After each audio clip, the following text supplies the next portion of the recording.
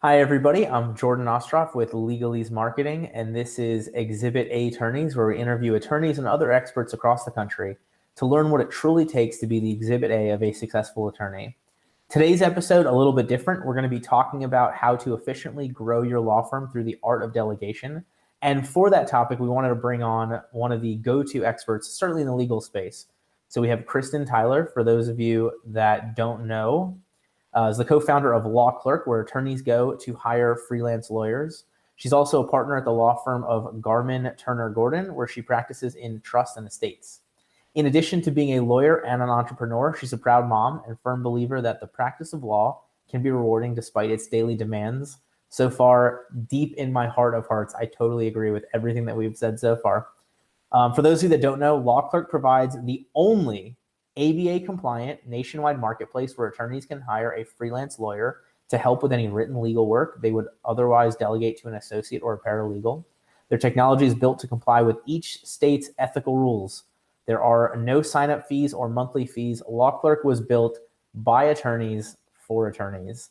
So another person near and dear to my heart, the attorney with that side hustle solving a huge problem in the marketplace. Thank you so much for joining us today. Well, thank you for the invite, Jordan. I really appreciate that. And Yeah. Thank you for the intro. What do we miss in the intro? What did you miss? No, I think you hit it. I mean, yeah, my story is just I am an attorney. I still have a small practice. I've had to scale it back, which is a weird thing when we're talking about law firm growth. But our little startup company, which launched in 2018, is not so little anymore. Law Clerk has grown very quickly. We're helping thousands of attorneys nationwide, and it's really exciting to see the changes that we're making these lawyers' lives and their practices. So I'm happy to be here with you and talk about all that today. Yeah, and I mean, my firm did the same thing. Once I started LegalEase Marketing, the firm has since become smaller, but also more profitable. You know, it's always wonderful to see how sometimes those things go hand in hand. For sure, for sure. All right, so today we're going to be talking about the art of delegation, how to efficiently grow your firm. For anybody, obviously, stay here for this show. If you have any questions, you can leave them here. We will answer them live. After the show is over, if you really want to get more insight and wisdom from some amazing attorneys and experts across the country, just like Kristin, just like me, you can listen to our last episode. That was with Jay Ruane, who talked about everything to know from A to Z about social media marketing. That show was on last Thursday. So everything you need to know A to Z about social media marketing. Today we are talking about the art of delegation. So, Kristin, when it comes to delegation, I always like to start out with like that simple basic foundation. What is delegation? What is delegating? What are we talking about here? So to me, it's really narrowing in on what are you best at? What is the best use of your time? Because I have a sign in my office that says time is precious, waste it wisely. And so when you really tap into the fact that we all have the same 24 hours in the day, and attorneys, I think, are even more so keenly aware of the value of their time, especially those who bill in hourly increments. But when you're really focused on that and you want to drive higher efficiency, higher profitability with your business, you get to a point that you kind of come to a crossroads and you're like, okay, I've got to start letting go of some of the things that take up a lot of my time so that I have more time to focus on the things that are the best use of my time. And to me, that's the whole process of delegation. And I think that there can be technology solutions along the way. I think there can be human power solutions along the way. And the trick is just to I think go through a mindfulness activity to figure out what you need to get off of your to-do list onto someone else's and what's the best way to accomplish that. Yeah, and it's always interesting to me because you hit the nail on the head. I mean, attorneys, we were often raised on the billable hour and, really the valuation of trading time for money from that standpoint. And so it's always interesting when you have attorneys that know that from the legal side, but then working with them to get that from the business side seems to be a whole nother concept. And so I love the concept of Law Clerk being able to really allow that, I don't want to say one-off attorney help, but like that outsourcing some of those attorney needs so that you can focus on sometimes the business, other times a different part of the case, but it's such a better flexibility than they'd otherwise have. For sure, for sure. And maybe I'll just interject for anyone who isn't familiar with Law Clerk and give a really short summary of what we are. But, Sure. We're the gig economy for lawyers. So we help connect busy attorneys, whether you're a solo, a small firm, a media firm, a big firm, whatever. We connect attorneys with our network of freelance lawyers that you can hire, like Jordan said, for one-offs, project-based work. You can work with the same person on repeat, ongoing over the life of a case, or with our new subscription option, you can get a deeper, higher level of help in a certain number of hours every month. So it's a very, very flexible way to get help. And we'll talk about some of the benefits that I'm sure throughout this conversation. But just if you aren't familiar with Law Clerk yet, we're at lawclerk.legal. That's the gist. So when you hear us talking about Law Clerk and what we're doing, hopefully that kind of fills in that blank if you weren't already aware. So that's the whole idea. Do you, and this is just a question that I had as you were talking about that, do you have a lot of people that are both on Law Clerk to do specific work and get specific help? Or does it tend to be more people are there for one or the other? The majority are either there to hire help or to freelance. Okay, so we have two sides. However, there are several hundred attorneys nationwide that have both types of accounts, because attorneys can have both types of accounts. And that's really interesting to us because it kind of shows us the natural ebb and flow of the practice of law, of sometimes you're busy, sometimes it can be feast or famine, especially when you're starting out. And to me, the even more exciting thing is, especially over the last 6 months, we've had a number of people that started out with as freelancers with us. And they have since grown their own firms because they use Law Clerk as a way to supplement their income while they're growing. And they're now on the site hiring help. And that is so exciting for me. I've reached out to several of them because I'm like, I just have to know what's going on with your business. And are you still going to do freelance work or not? Because obviously we've relied on them to do some of our work for a lot of years. And to see them now implementing outsourcing as a tool in their practice as they're growing and getting very busy is just, a full circle moment that it's really exciting. Yeah, and I love, you're talking about what's the best use of your time. And also I always tell people include what's the most enjoyable use of your time as well. The tasks that aren't worth your time and that you hate doing, I think should be the first ones to go. And then, you work your way through what's not worth it and what don't you enjoy. Do you agree with me on that? I agree with you 100%. We talk about all the time, what are the things you don't have time to do? What are the things you don't want to do? And that's okay. If you've done a certain task in your law firm for years and years and you're really good at it, but you just don't really want to write another motion for summary judgment, that's okay. That's something that you get to a point in your career, you can delegate that, have someone else do, the intensive work of a little bit of research, drafting the document, getting it teed up and get it, 80-85% of the way done for you to then come in and review. It's okay to just want to delegate some of the things you don't want to do. Yeah, mine has always been e-filing. So I started out as a state attorney, and we had what I thought was an automated e-filing system. Turns out it went to a specific person who then typed in the 15 steps because there was no open API. And I don't know if there is anymore or not. I've since removed myself from it enough, but that was my first thing that I was like, I hate the 14 pages to get a document filed on, every single case. Great thing to outsource for sure. For sure. So when we're talking about this delegation, though, is it important to talk about what to delegate first, or is it more important to talk about how to delegate the right way first? Let's talk about the initial approach. And so I think before we dig in, I want to challenge anyone who's watching, who's curious about this, literally get out your to-do list. Okay. So this is mine. I went through, I updated it yesterday. It's scary. Okay. Oh, I thought it was blank for a second, but that's the back. Oh, I'm just not going to show you because there's client names on here. So, you literally get your to-do list, whether you keep it on paper like me or electronic, look at it. What are things that have been sitting there for a while because you either can't find the time to do them, maybe you're not sure how to approach it, or you don't want to do it. I really want to challenge you as we are going through this conversation to maybe identify one or two things on your task list that have been there a little bit longer for whatever reason, and just be thinking about those specific things as we're having this conversation. Because when it comes to delegating, I really do think it's an art.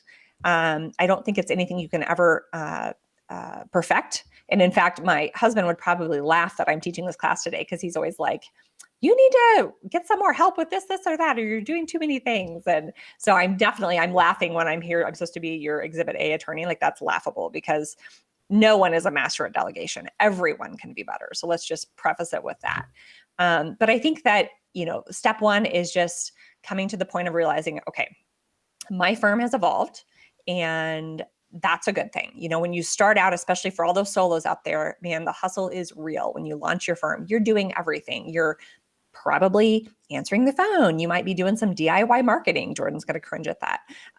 No, honestly, sometimes I think people do a better job themselves. It's people try to cheap out on the outsource, and it loses any of that personality. Right. So, you launch your firm, you're doing all the things. You're doing client intake, you're, preparing for hearings, you're handling court, you're handling settlement conferences, you're drafting documents, you're writing blogs for your website. Like, you're doing all the things. And that's great up to a certain point, because then you know exactly how to do everything in your firm, so that later on when you're managing people, you can make sure they're doing things properly. And you also set the tone for, your firm culture and your style that you work with clients and all of these things, your reputation in the legal community. So it's great as you're starting out to be very hands-on in all the things. But you're going to get to a point, hopefully, where you grow and it's just not feasible anymore, because again, there's only 24 hours in the day. So at that point, you need to start looking at, I think, all options for where do you get help. Open yourself up to help, and then figure out what are the things that you don't want to be doing or you shouldn't be doing.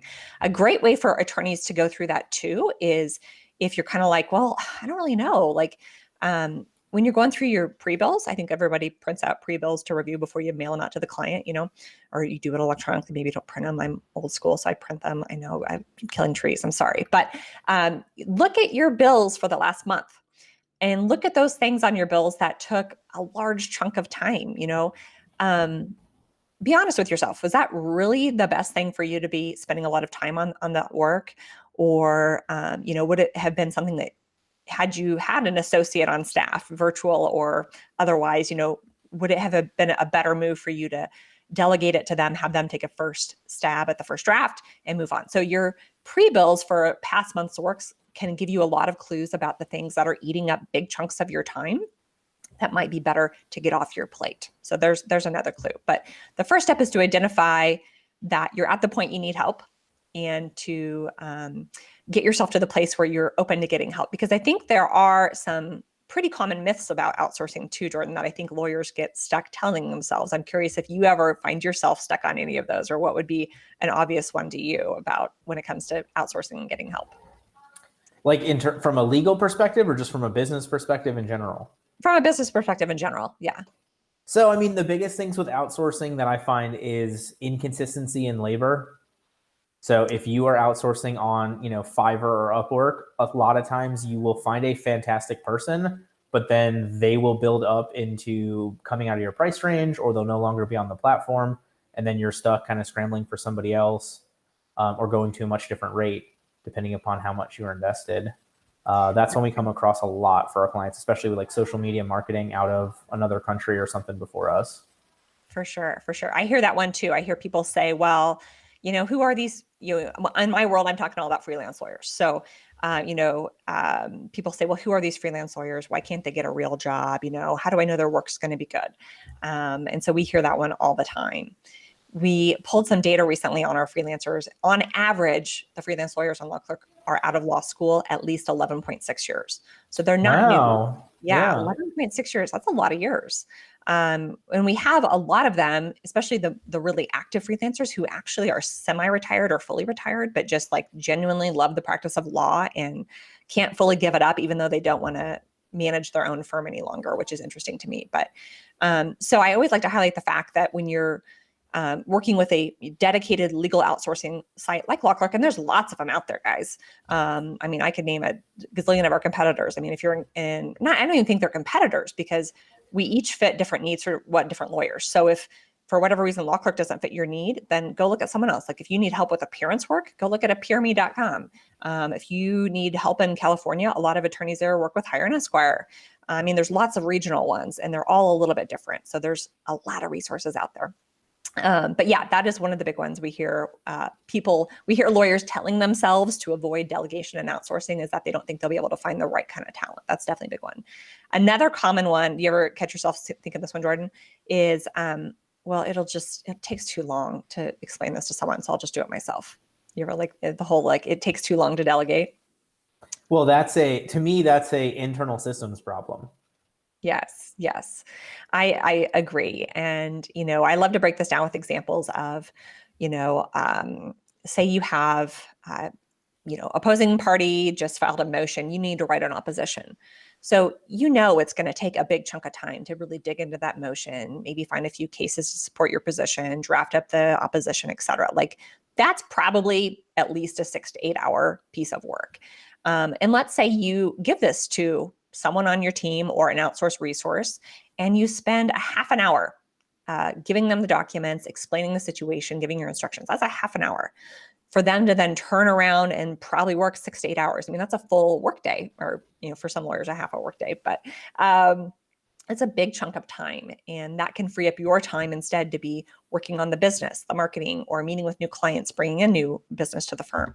And so when you avoid that big chunk of time of the 6 to 8 hours of substantive work, and accept the fact that, you're going to have a half an hour to tee them up to get the work started. You're going to have, maybe an hour to review and edit the document at the end. Hopefully it's no more than an hour or 2 at max. You're still saving a lot of hours, and it's a time saver. But, and certainly I had some best practices I wanted to maybe talk about later on. When you implement best practices and you start to hone your skills at delegating, and you get better and better at it, it's just going to be more efficient every time as you go.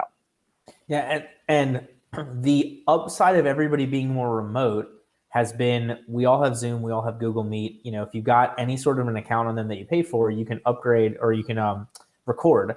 And so like I've talked to so many attorneys, and I'm like, hey, when you have that, obviously this isn't going to be for that 6 to 8 hour hearing, but when you're talking about those recurring repetitive tasks, those notice of appearance filing, something like that, do it once, record your screen, and then just push that on. And so this way you're taking, 45 extra seconds, but they've got a whole video of how to do this step-by-step with the systems, with the screen share, with everything in there. And so it's been a lot, I've seen a lot of people actually do a much better job delegating based upon being remote.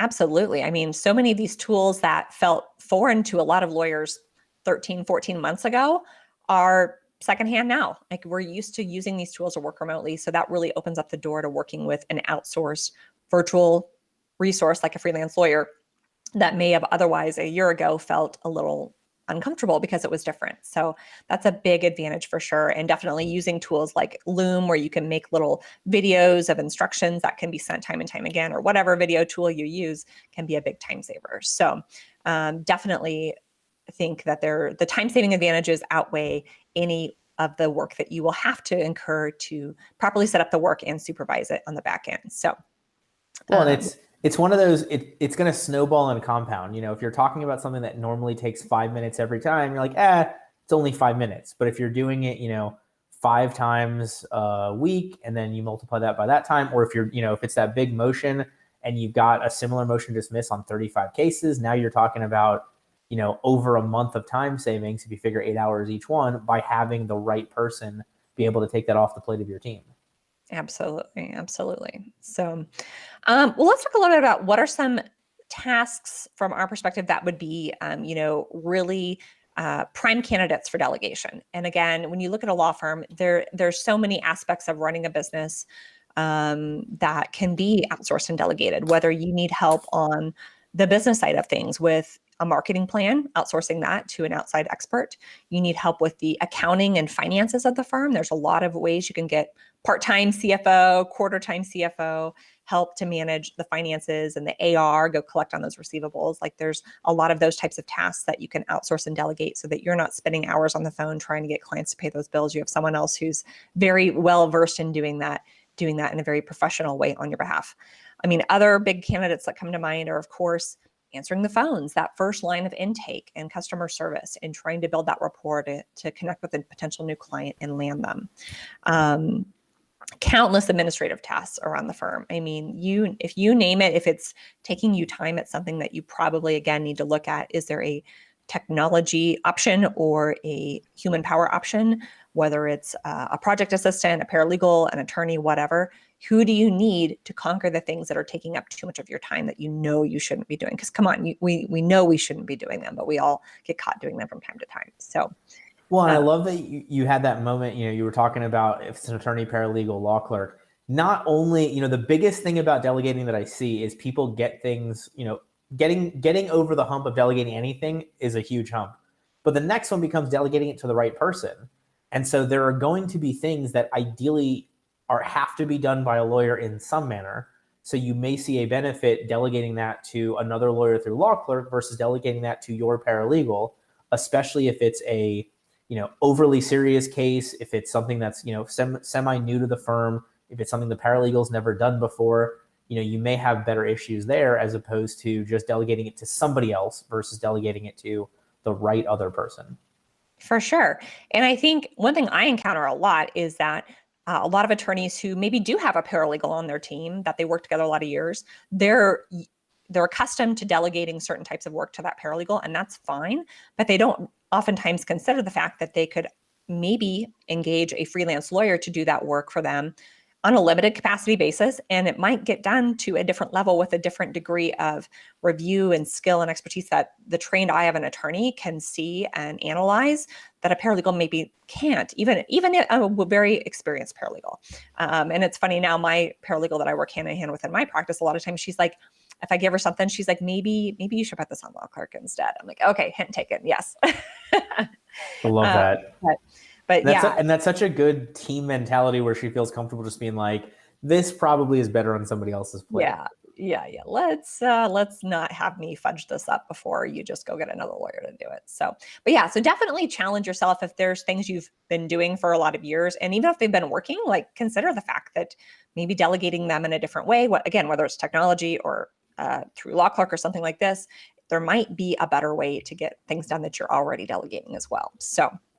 But of course, when you get into the world of substantive legal work, which is where I am well-versed with law clerk, we do all of the written work. We're not doing any appearance work. And so we are geared to help attorneys in the background under their supervision with time-consuming written work. Of course, that includes everything from research projects, helping manage discovery in a gazillion ways, whether it's document review, organizing documents, creating timelines, developing discovery strategy plans, preparing discovery requests or responses.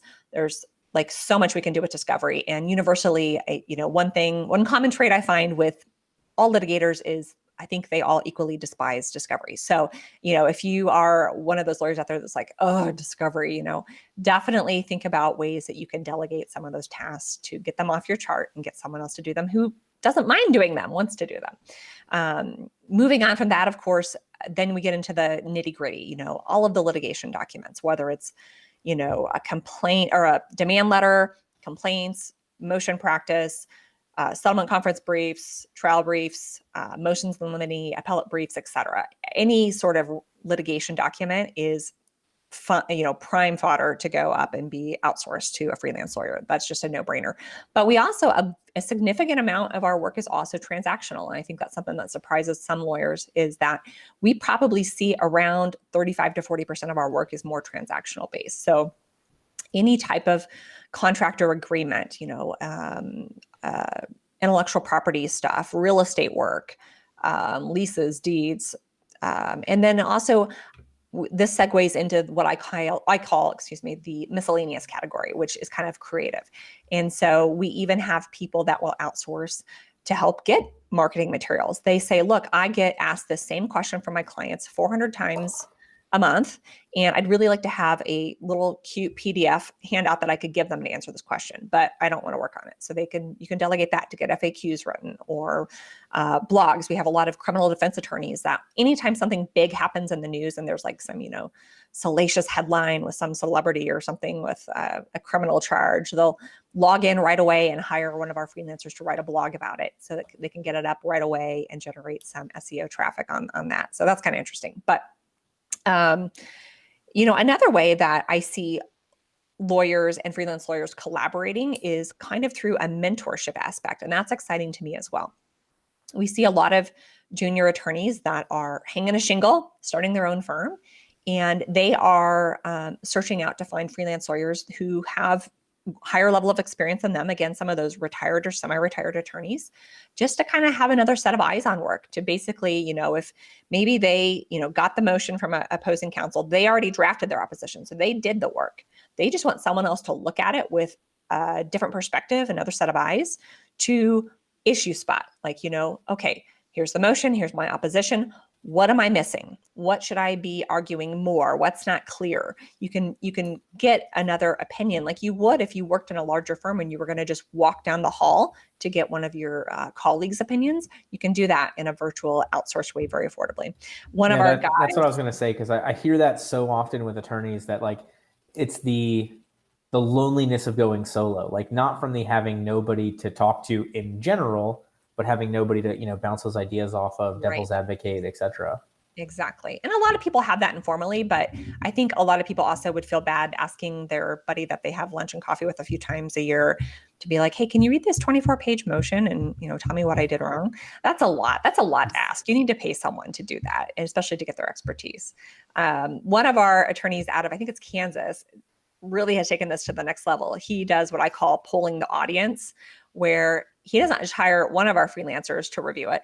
He'll hire, we've seen anywhere from 2 to 5. So say, he hires 3 freelancers, gives them all the same motion and opposition, and just says, read these both, tell me who wins and why, and tell me any issues I'm missing in my opposition. So he'll even poll the audience to like really get a deeper perspective on it, which is creative. And we also see people paying just to get like phone time with other lawyers. Like they say, I represent a small business in Florida. We have this issue that's come up with a contractor in Texas. I need to talk to someone in Texas who handles construction litigation sometime in the next 48 hours, and I'll pay you for your time. So like even a phone call, that's fine. You can get on and get your help. But we see a lot of creative ways people can outsource. And so I definitely want to challenge people who are considering trying to delegate more work, get creative, okay?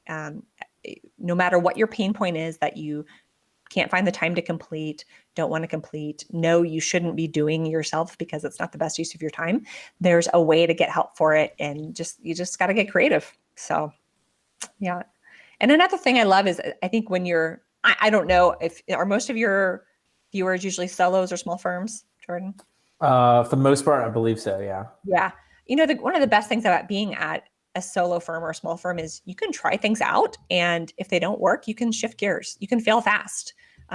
Try them out. What's the worst thing that happened? Maybe it's not a fit for you and you find a different solution that is. But that's another thing is I think people get kind of caught up in when they decide to do something, they feel like they're like committing to the long haul when really you're not. Try it.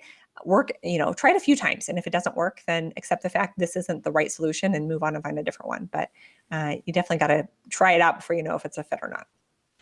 So we're talking about this, delegation, to help people grow a firm. And obviously there's multiple components of that. One being allowing you to actually spend time growing your firm. But before we kind of transition into a little of those things, what are the key points or top tips in terms of like how to delegate? We've talked about some of the things to do, like how do you make sure that somebody has this project organized correctly? Am I phrasing that right? Yes, definitely. So definitely we have some best practices and tips in that regard for people who are new to delegation. Number one, if you go to our website, lawclerk.legal, the top blue bar has a page called Attorney Resources. We have a delegation worksheet there. So definitely encourage you to go download that if you feel like you need a little help to think through all these things. But, you're going to want to, of course, include things about your deadline, whether you want an initial draft and when, whether the deadline's firm or flexible. If you have a firm deadline that can't be moved, make sure they know if they're committing to do this work, it's got to be done by this date. You're going to want to include any specifications about word count or page length so that they don't go way over that. And then you're stuck trying to edit down documents. You're also going to want to include tips about writing style. For example, when I'm outsourcing some of the work in my probate practice, I like to highlight for the freelancer, look, my probate judge hears 150 cases every week. They are a high volume. They got to move. Don't muddy things up with a bunch of legalese. You got to write very conversationally to the point and don't put anything in that isn't critical. You got to keep it short and simple. I call it the KISS method. Keep it simple, stupid. But we got to write to the judge to make it as easy for him to process and understand, hopefully grant my petition without causing him a lot of headache because of the volume he has. And so a lot of lawyers aren't used to that conversational style of writing, but that's my style. That's what we do. So any of those tips are, of course, things that you're going to want to go into in depth. In addition to the general scope of work, this is the piece of work I need. I expect that you're going to cover XYZ issues. I think this is probably 8 to 10 hours of work. If you find something else beyond this scope of work, let me know. Let's talk about it, et cetera, et cetera. Now, of course, some of these things, like for example, let's say you are a family law attorney. You handle a lot of divorce cases. You probably have a sample set of requests for production of documents or for interrogatories that you've used before. And so maybe you have a new case where you need to have those customized for a specific set of circumstances. Maybe you're looking for certain financial documents or whatever, but certainly giving the freelancer your kind of template to work from and to customize is going to also advance the progress to get you the work product that you have in mind that you want. So we always encourage people to give forms where you have them for them to work off of as a template. And that could also be, we have another, like a commercial lease.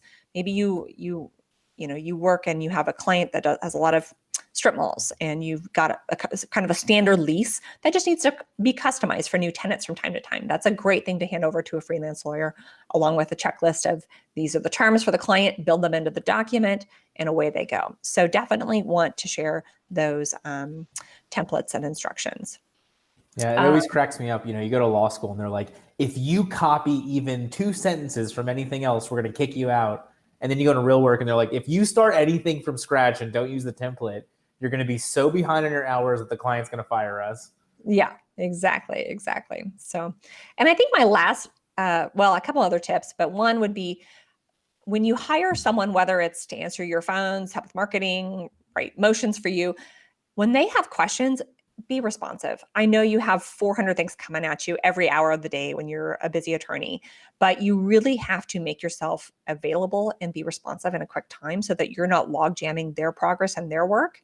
That's something that we see a lot where attorneys kind of like assign the work and then they kind of go MIA for several days and they don't answer questions. And it makes it really difficult to get a good workflow going and get the work done the way that you want it done. I mean, you're going to get a better piece of work back if you're responsive and answering questions, giving them more information to do their best possible work. So definitely be responsive and over communicate. Makes perfect sense. All right. So as we get towards the end, I mean, what else, what are we missing? Are there large topics we need to cover? Is there more insight we want to make sure that we touch on for some of these things?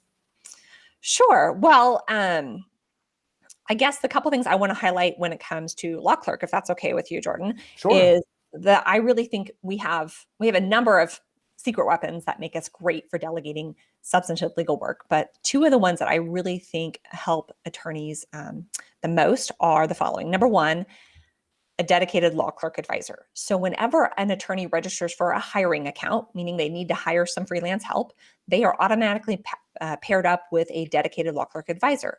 Their advisor is kind of like a concierge. Okay, we're based on Las Vegas. We're all about the concierge. And the advisor will help them navigate the site, to help them post their first couple of projects, help them select the best applicant, all of those things. So they're going to walk hand in hand with you through your first 3 projects as you build confidence in the skill of delegating.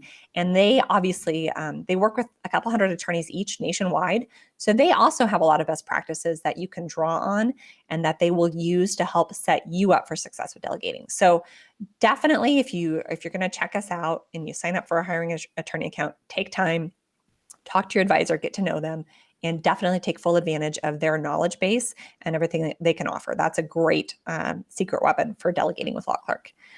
The second one is a feature we call Teams. So very early on, we were really lucky. We had a number of early adopters that pretty much built this model of outsourcing into their whole firm business model and became power users for us. But the thing they said to us was, we want a way that when we find a great freelancer, we can go right back to that person without having to take applications from other people. And so we built a feature called Teams. And so attorneys can build these virtual teams of freelance lawyers for different practice areas, different skill sets, to help with a case, whatever. And so in that regard, you can build a lot of rapport and efficiencies when you're working with the same small group of freelance lawyers time and time again.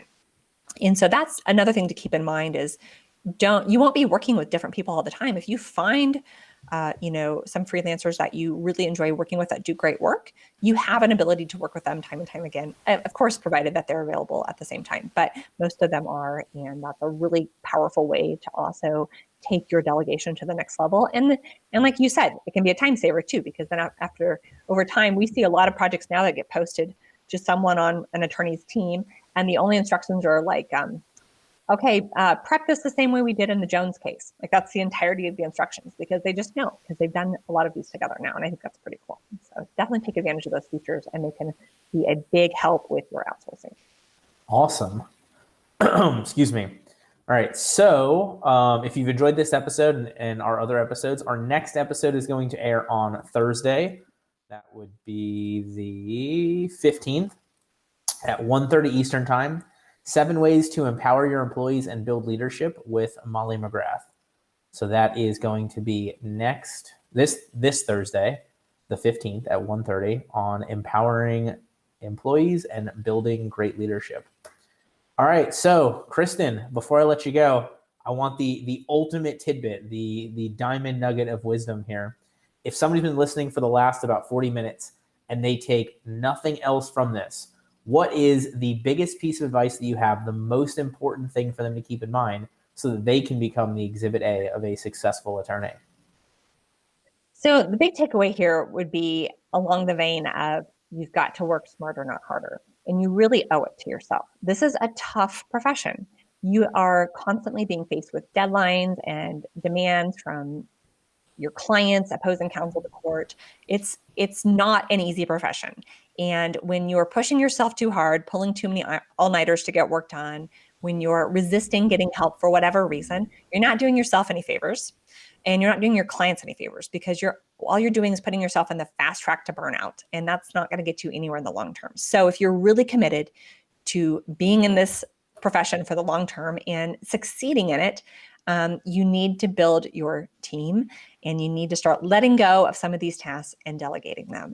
You're going to see a much higher level of success over the years than if you stay in that fast lane on the highway to burnout. We don't want to see you there. So take care of yourself. You really owe it to yourself and your clients to get the help that you need. Yeah, it's always interesting to me when you have the concept of an attorney giving their all for so long, but the all in that is not everything they possibly can. It's everything they can give without burning out. Like it's I don't want to say give your less, but like ultimately, you want to make a sustainable commitment to your firm and your future as a lawyer. For sure.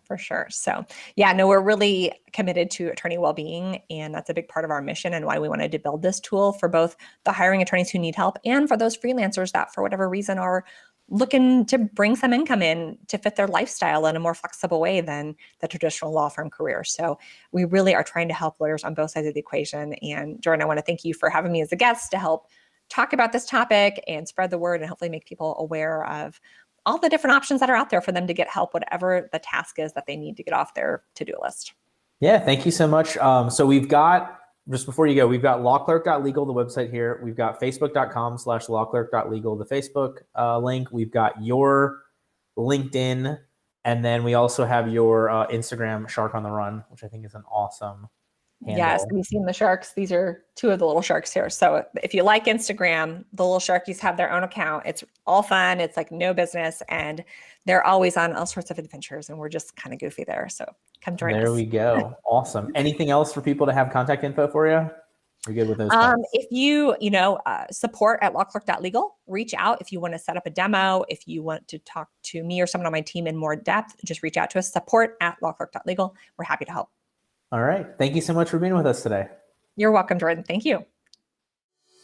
Thank you for listening to this episode of Exhibit A Attorneys. If you're interested in becoming the Exhibit A of successful attorney, please check us out at legaleasemarketing.com, EASE.